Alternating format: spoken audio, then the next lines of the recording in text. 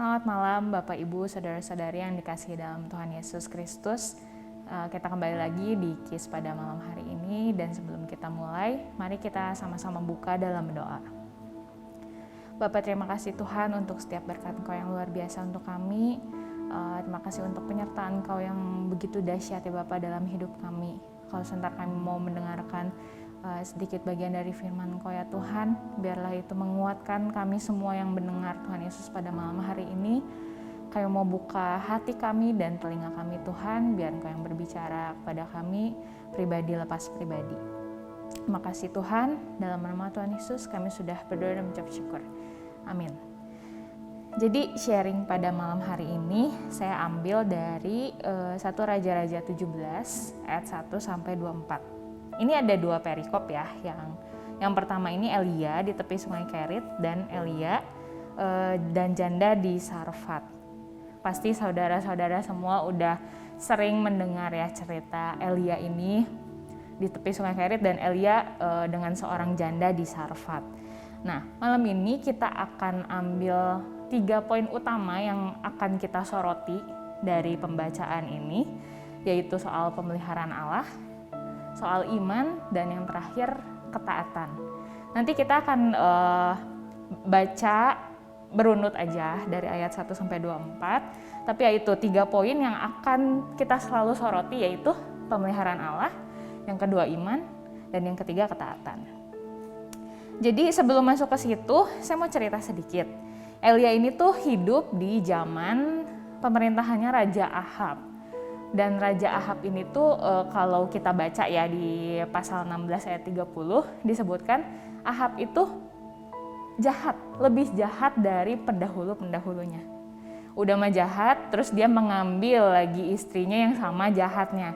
Gitu. Jadi Isabel ini kan istrinya, dia tuh putri raja dari Sidon. Ya, wilayah yang tidak mengenal Allah lah gitu, wilayah kafir. Dan Isabel ini membawa penyembahan berhala ke Israel dan ke Ahab. Nah, Allah kan yang melihat itu murka gitu ya. Makanya Allah mau memberikan hukuman lah kepada bangsa Israel. Elia ini tugasnya menyampaikan hukuman tersebut. Di 1 Raja-Raja 17 ayat 1 ya. Lalu berkatalah Elia orang Tisbe dari Tisbe Gilead kepada Ahab, "Demi Tuhan yang hidup, Allah Israel yang kulayani, sesungguhnya tidak akan ada embun atau hujan pada tahun-tahun ini, kecuali kalau ku katakan." Jadi bentuk hukumannya untuk bangsa Israel yaitu gak akan dikasih hujan selama 3,5 tahun. Dan bentuk hukuman ini juga tuh kayak mengejek para penyembah Baal, karena mereka tuh percaya bahwa Baal yang berkuasa atas hujan. Padahal ada satu kuasa tertinggi ya, yaitu Allah. Nah, kita langsung masuk nih ke cerita yang pertama, yaitu Elia di tepi sungai Kerit. Elia dalam pelayanannya jujur gitu, dia banyak mengalami kesukaran. Ini juga dia tuh sampai di pasal 19 bilang dia capek pengen mati aja karena dikejar-kejar sama Isabel gitu. Jadi sekalipun Elia taat kehendak Allah, hidup sebagai nabi gitu ya, yang menyampaikan apa yang Allah mau gitu kepada bangsanya, tetap Elia hidup dalam kesukaran gitu. Ada beberapa kesukaran yang Tuhan memang izinkan terjadi. Tapi yang mau kita lihat, sekalipun di dalam kesukaran, ada pemeliharaan Tuhan yang sangat dahsyat buat Elia. Juga nanti buat si janda yang di Sarfat itu ya. Kita mau lihat nih bentuk pemeliharaan Tuhan terhadap Elia itu seperti apa sih. Yang pertama itu di sungai Kerit ya. Tuhan memelihara Elia lewat gagak. Di ayat 2 kemudian datanglah firman Tuhan kepadanya. "Pergilah dari sini, berjalanlah ke timur dan bersembunyilah di tepi sungai Kerit, di sebelah timur sungai Yordan." Tuhan menyuruh Elia pergilah ke sungai Kerit yang daerahnya terpencil gitu. Karena ya mungkin dia akan dikejar-kejar ya sama Ahab, karena mungkin Ahab emosi dikasih hukuman seberapa lama. Jadi mungkin Ahab pikir ini gara-gara Elia nih kita nggak dapat hujan gitu. Jadi Allah menyuruh Elia pergi. Terus di ayat 4-nya, "Engkau dapat minum dari sungai itu, dan burung-burung gagak telah kuperintahkan untuk memberi makan engkau di sana. Ini pemeliharaan Tuhan lewat gagak gitu ya. Kalau yang kita tahu kan gagak itu binatang yang pemakan segala ya. Segala dimakan gitu, biji-bijian, terus sampah manusia juga dimakan, bangkai-bangkai pun dimakan gitu. Tapi si gagak ini tuh dipakai Allah untuk ngasih makanan, ngebawain makanan untuk Elia gitu ya, yang menurut pikiran kita mah nggak mungkin atau ya ini mah makanannya keburu dimakan duluan gitu sama si gagaknya, enggak gitu. Tapi Allah memelihara Elia lewat gagak-gagak ini yang mungkin out of mind kita ya, nggak kepikiran gitu. Terus di ayat 5-nya, respon Elia, lalu ia pergi dan ia melakukan seperti firman Tuhan. Ia pergi dan diam di tepi sungai Kerit di sebelah timur sungai Yordan. Pada waktu pagi dan petang, burung-burung gagak membawa roti dan daging kepadanya dan ia minum dari sungai itu. Jadi di ayat kelima ini juga kita bisa lihat ketaatannya. Tadi kan ya 3 poin itu, salah satunya ketaatan kan. Kita bisa lihat ketaatannya Elia. Sekalipun dalam kesukaran, dia tetap taat sama apa yang Tuhan perintahkan gitu. Karena dia percaya Allah lah yang memenuhi segala kebutuhannya. Dia nggak banyak nanya, Tuhan gimana maksudnya gagak-gagak memelihara saya, gimana caranya gitu. Enggak, dia nggak banyak nanya, dia langsung pergi menurut sama apa yang Tuhan perintahkan. Terus kemudian kita move ke perikop kedua ya, Elia dan janda di Sarfat. Jadi ceritanya sungainya udah kering gitu ya, nih di ayat 7. Tetapi sudah beberapa waktu sungai itu menjadi kering, sebab hujan tiada turun di negeri itu. Maka datanglah firman Tuhan kepada Elia, bersiaplah, pergi ke Sarfat yang termasuk wilayah Sidon dan diamlah di sana. Ketahuilah, aku telah memerintahkan seorang janda untuk memberi engkau makan. Nah ini yang kedua, pemeliharaan Allah yang kedua terhadap Elia. Jadi Elia tuh dikirim ke wilayah Sarfat. Nah wilayah Sarfat ini di mana sih? Jadi Sarfat ini di wilayah Sidon. Tadi ya sempat saya bilang kan Sidon itu wilayah yang tidak mengenal Allah ya, asalnya Izabel. Sarfat itu di daerah situ. Jadi Sarfat tuh daerah bisa kita bilang kafir lah ya, yang tidak mengenal Allah, yang mereka melakukan penyembahan Baal. Dan Allah memelihara Elia lewat salah satu orang yang tidak percaya itu. Dan kita mau lihat ayat selanjutnya ya. Sesudah itu ia bersiap, lalu pergi ke Sarfat. Setelah ia sampai ke pintu gerbang kota itu, tampaklah di sana seorang janda sedang mengumpulkan kayu api. Ia berseru kepada perempuan itu, katanya, cobalah ambil bagiku sedikit air dalam kendi supaya aku minum. Ketika perempuan itu pergi mengambilnya, ia berseru lagi, cobalah ambil juga bagiku sepotong roti.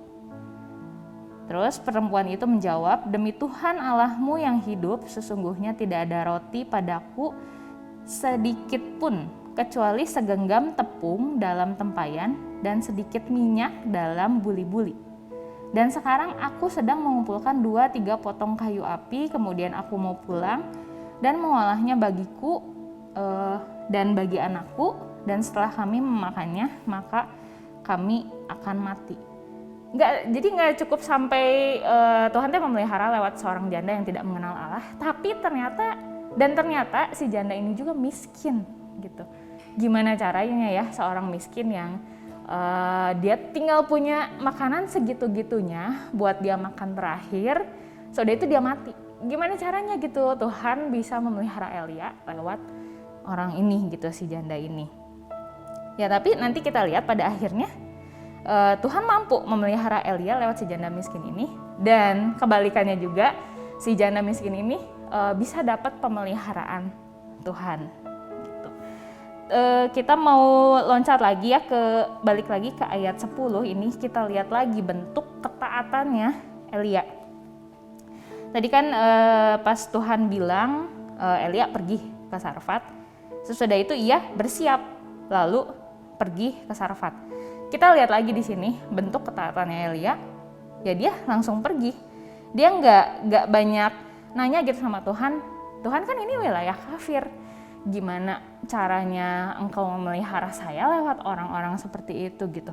Atau dia nggak ngomong, aduh Tuhan takut lah, maksudnya diapa-apain sama di sana gitu ya. Dia nggak banyak nego, dia pergi melakukan apa yang Tuhan perintahkan. Jadi Elia taat dan pergi melakukan apa yang disuruh sama Tuhan. Sekalipun pas udah datang nih ketemu si jandanya, Elia tahu kan, oh si jandanya juga udah gini teh miskin lagi ya, tapi tetap dia hajar memperkatakan apa yang mau Tuhan sampaikan gitu ke janda itu. Kita lihat lagi ke ayat 13 ya, kita maju lagi.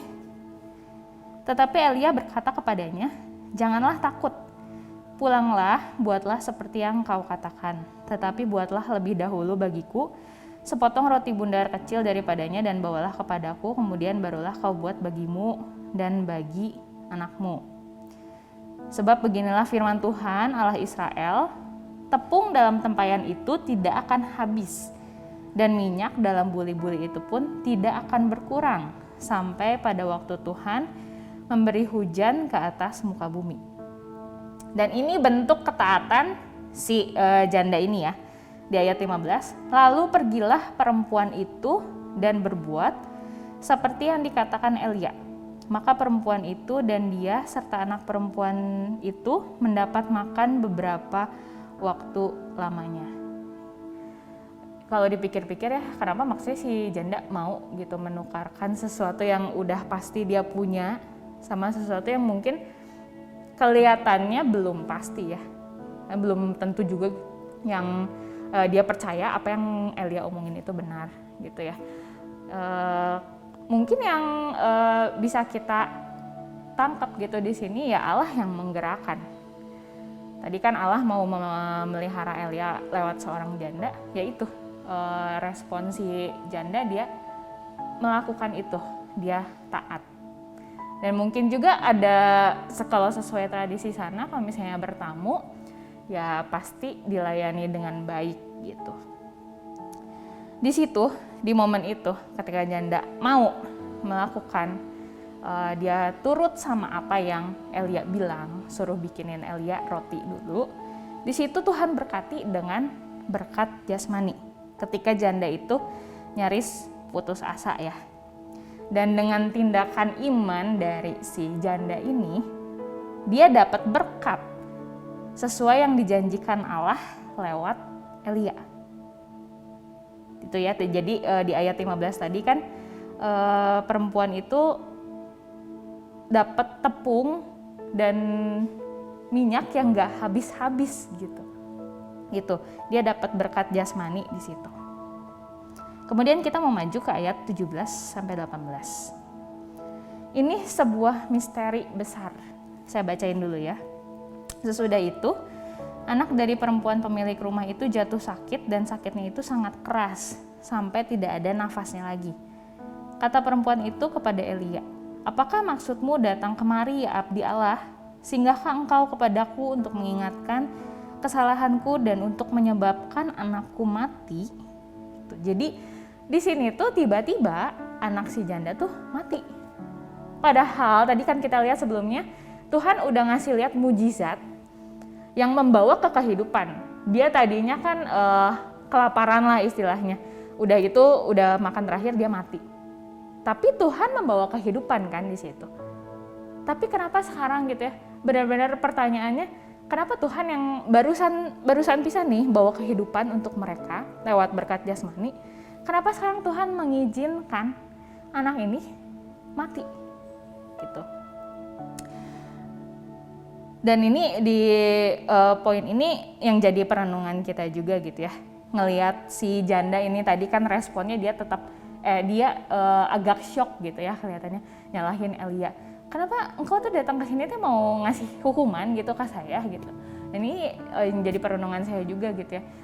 Ketika kesukaran itu terjadi, apakah saya menyalahkan Tuhan di kondisi seperti itu? Apakah kita menyalahkan Tuhan ketika kondisi kita buruk? Jadi maksud Tuhan tuh apa? Kita mau lanjutin dulu ayatnya ya. Di ayat 19 sampai 22. kata Elia kepadanya, berikanlah anakmu itu kepadaku. Elia mengambilnya dari pangkuan perempuan itu dan membawa naik ke kamarnya di atas dan membaringkan anak itu di tempat tidurnya. Sesudah itu ia berseru kepada Tuhan, katanya, ya Tuhan Allahku, apakah engkau menimpakan kemalangan ini atas janda ini juga yang memberi aku sebagai penumpang dengan membunuh anaknya? Di ayat ini bisa kita lihat juga ya, kelihatannya Elia agak panik juga ya, agak kaget. Lah kenapa Tuhan maksudnya mengizinkan anak ini meninggal gitu ya. Terus di ayat 21 ini kita lihat tindakan iman yang dilakukan sama Elia. Lalu ia mengunjurkan badannya di atas anak itu 3 kali dan berseru kepada Tuhan, katanya, ya Tuhan Allahku, pulangkanlah kiranya nyawa anak ini ke dalam tubuhnya. Dan di ayat 22 dahsyatnya, Tuhan mendengarkan permintaan Elia itu dan nyawa anak itu pulang ke dalam tubuhnya sehingga ia hidup kembali gitu.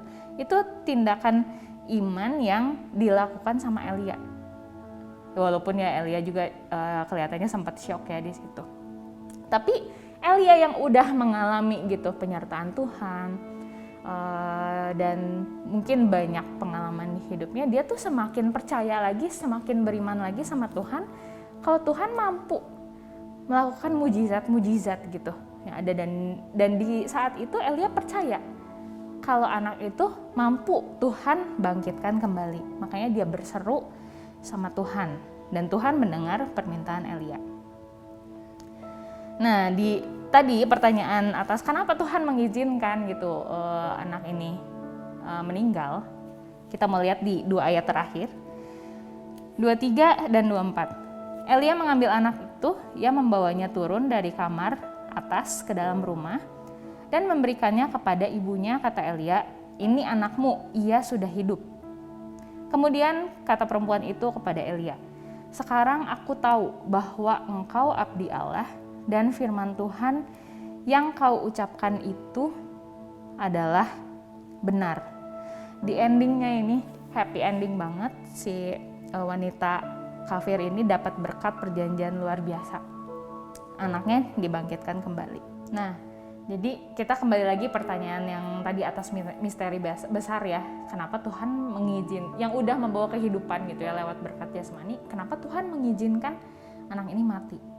Kita mau baca di ayat penutupnya 23 dan 24. Elia mengambil anak itu, ia membawanya turun dari kamar atas ke dalam rumah dan memberikannya kepada ibunya. Kata Elia, ini anakmu, ia sudah hidup. Terus direspon sama sang janda. Kemudian kata perempuan itu kepada Elia, sekarang aku tahu bahwa engkau abdi Allah dan firman Tuhan yang kau ucapkan itu adalah benar. Jadi apa maksud Allah mengizinkan tadi anaknya meninggal? Allah tuh pengen ngasih lihat kuasa dia yang begitu besar gitu. Pengen ngasih lihat ke si janda ini kalau Elia tuh abdi Allah dan setiap firman yang dikeluarkan itu adalah benar. Dan endingnya ini happy ending ya buat si janda dan Elia-nya juga. Si janda ini dapat berkat yang gak cuman sekedar pemeliharaan Allah dalam segi berkat jasmani ya, tapi ada berkat yang luar biasa yang mau Allah kasih sama si janda ini. Jadi malam ini kita diingatkan kembali lewat kisah Elia di tepi sungai Kerit, juga Elia bersama sang janda di Sarfat. Kita diingatkan kembali lewat 3 poin tadi. Iman, ketaatan, dan pemeliharaan Allah. Kita mau taat sama Tuhan dalam kondisi apapun, sekalipun itu kondisi yang sulit. Seperti Elia, dia taat ketika Tuhan memerintahkan dia ke tepi sungai Kerit dan dia pergi ke wilayah wilayah kafir yang tidak mengenal Allah. Elia taat di situ. Dan seperti sang janda juga, dia taat ketika Tuhan memerintahkan lewat Elia gitu untuk memberikan apa yang dia punya. Terakhir kalinya dia berikan kepada Elia. Kita mau coba taat dalam kondisi apapun sama Tuhan. Kita juga diingatkan kembali soal tindakan iman, dan yang terakhir soal pemeliharaan Allah. Sekalipun kita mungkin diizinkan Tuhan mengalami kesukaran, tapi ingat ada pemeliharaan Allah yang begitu ajaib dalam hidup kita. Amin. Mari kita tutup dalam doa. Bapa, terima kasih Tuhan Yesus sekali lagi untuk berkat firman Engkau yang begitu luar biasa untuk kami. Kami semua diingatkan kembali Tuhan pada malam hari ini ya Bapa. Biar setiap firman yang dibagikan pada malam hari ini Tuhan bisa benar-benar Tuhan kami lakukan dalam kehidupan kami sehari-hari ya Tuhan. Kami percaya Bapa kalau Engkau yang selalu memelihara hidup kami Tuhan. Sekalipun mungkin yang kelihatan sama manusia itu sulit, tapi kami akan percaya Tuhan Engkau ada Tuhan Yesus selalu menemani kami Tuhan dalam setiap kondisi apapun. Dan kami juga Tuhan Yesus mau memberikan respon yang baik, yang benar Tuhan Yesus. Kami mau taat dalam setiap apapun Tuhan kondisi yang terjadi ya Bapa. Karena kami bersyukur Engkau yang memberikan segala sesuatunya sama kami bersyukur Engkau melayakkan kami Tuhan, manusia-manusia yang mungkin seharusnya dihukum ini ya Tuhan. Kami mau terus taat, mau terus beriman sama Engkau ya Bapa. Sekali lagi terima kasih Tuhan Yesus. Kami mau sama-sama berdoa juga Tuhan Yesus malam ini untuk Bapak Gembala kami dan keluarganya Tuhan, untuk setiap majelis yang ada, untuk setiap hamba Tuhan, pelayan ya Bapak, juga jemaat Engkau Tuhan Yesus di GGP Shalom. Kau yang tahu setiap kelemahan kami, Kau yang tahu setiap apa yang lagi kami gumulkan Tuhan. Kami mau serahkan hidup kami sepenuhnya ke dalam tangan Engkau, dan Kau yang terus pakai kami Tuhan dimanapun kami berada ya Bapa. Sekali lagi terima kasih Tuhan Yesus untuk malam hari ini. Kami mau serahkan semuanya ke dalam tangan Engkau. Dalam nama Tuhan Yesus kami sudah berdoa dan mengucap syukur. Amin.